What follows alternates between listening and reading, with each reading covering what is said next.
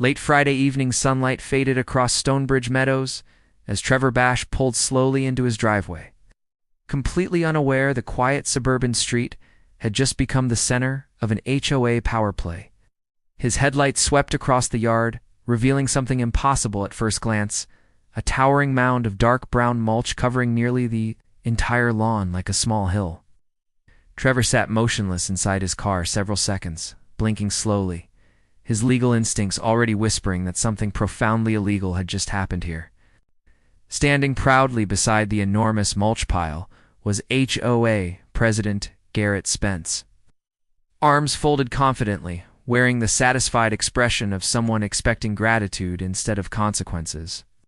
Trevor stepped from the car calmly, studying the 6-foot mountain of mulch smothering grass that had been healthy only that morning. Garrett walked forward immediately, smiling broadly like a contractor unveiling a finished project he expected would be admired. "Good timing," Garrett said cheerfully, gesturing proudly toward the enormous pile dominating Trevor's front yard. "The board approved a landscaping remediation to fix your lawn's inconsistent texture." "Profile," he continued confidently, clearly expecting appreciation instead of concern. Trevor didn't react immediately, instead quietly studying the truck's tire marks and the fresh delivery lines pressed into his property. 22 years working civil litigation had trained him to study evidence before showing emotion. "You dumped 40 yards of mulch onto my lawn," Trevor said calmly after a long silence. Garrett nodded proudly, clearly believing he had solved a neighborhood problem that Trevor had refused to address. "Once it's spread and treated properly, your property will finally meet community aesthetic standards," Garrett explained, still smiling confidently. Trevor studied Garrett carefully, already recognizing the personality type he had seen in hundreds of legal disputes. A man who believed authority automatically meant immunity. "Did I authorize this?" Trevor asked quietly, voice controlled and almost conversational. Garrett laughed lightly, dismissing the question with a casual wave of his hand. "The board authorized it," Garrett replied confidently, as though that single sentence ended the entire discussion. Trevor nodded once slowly, absorbing the statement like someone cataloging evidence for later use. "I appreciate you explaining," Trevor said politely, turning toward his house without showing any anger. Garrett watched him walk away, slightly confused by the lack of confrontation he had clearly expected. Inside the house, Trevor immediately pulled out his phone and began photographing everything through the front window. Every angle of the mulch pile, the tire tracks, the delivery marks, and the HOA work order tucked beneath his windshield. The work order was the most important document in the entire situation.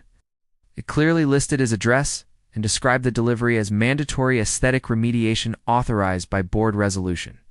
Trevor photographed that document 3 separate times to guarantee it was perfectly readable. Then he made the call he had already decided to make the moment he saw the pile. The attorney answered on the second ring. "Priscilla Horn speaking," came the calm voice Trevor remembered well from many years in Nashville courtrooms. Trevor calmly explained what Garrett had done and what was now sitting on his front lawn. Priscilla went silent for several seconds, the kind of silence lawyers make when calculating legal exposure.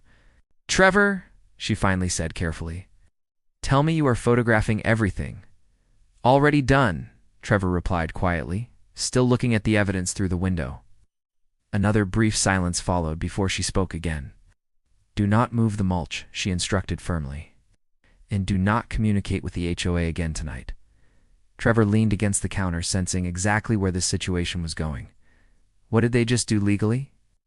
he asked calmly. Priscilla answered without hesitation. "They committed trespass and unauthorized alteration of private property," she said clearly.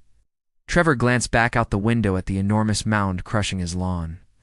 Garrett was still standing beside it, proudly like a man guarding a monument.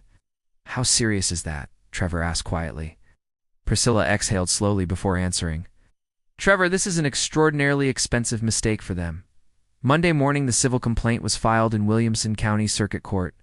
The lawsuit named 3 defendants simultaneously. Stonebridge Meadows HOA as an organization, Garrett Spence personally as board president, and Greenline Property Services as the contractor who delivered the mulch. The legal claims were simple but devastating: trespass onto private property, unauthorized alteration of residential land, and negligent property damage from burying living turf beneath 40 yards of mulch. A landscape specialist inspected the lawn the next day, His assessment confirmed extensive damage beneath the heavy pile. Nearly 60% of the grass had already died from suffocation and soil compression.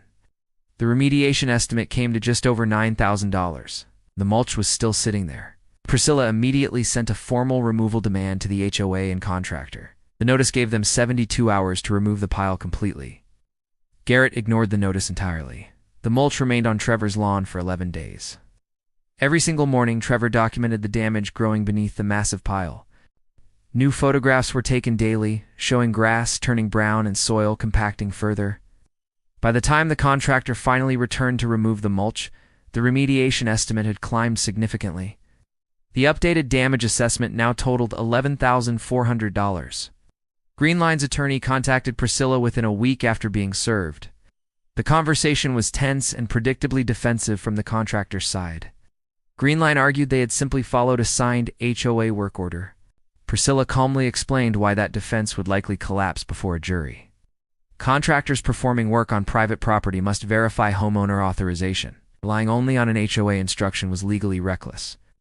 The mediation occurred 8 weeks later inside a conference room in Franklin, Tennessee. 4 attorneys and 3 defendants sat around the long table reviewing the evidence package Trevor had built. Priscilla placed the HOA work order directly in front of Garrett's attorney. Then she laid out 11 days of photographic documentation showing progressive lawn destruction. Finally, she asked a simple question that changed the room's atmosphere instantly. Show me the covenant clause allowing boards to alter private lawns without homeowner consent. Garrett's attorney searched the documents for nearly a full minute. The clause did not exist anywhere in the CC&Rs. Everyone at the table realized that simultaneously. The settlement discussion shifted immediately from defense to damage control. The HOA agreed to pay the full remediation cost of $11,400. They also covered Trevor's legal fees through mediation. Greenline contributed additional damages related to the 11-day delay, removing the mulch. Garrett Spence personally issued a written apology as part of the settlement agreement. The HOA fines against Trevor's property were permanently vacated. The association was also required to rewrite its vague landscaping enforcement standards. Garrett resigned from the board 3 months after the settlement was finalized. Trevor's lawn recovered slowly over the next several months after professional soil remediation and reseeding. By early summer, the grass was completely green again, as if nothing had ever happened. But the legal records told the full story of that October afternoon. One HOA president had mistaken neighborhood authority for ownership of someone else's property, and a quiet litigation paralegal had responded with documentation instead of anger. Because sometimes the most expensive mistake an HOA can make is assuming the homeowner they challenge does not understand the law.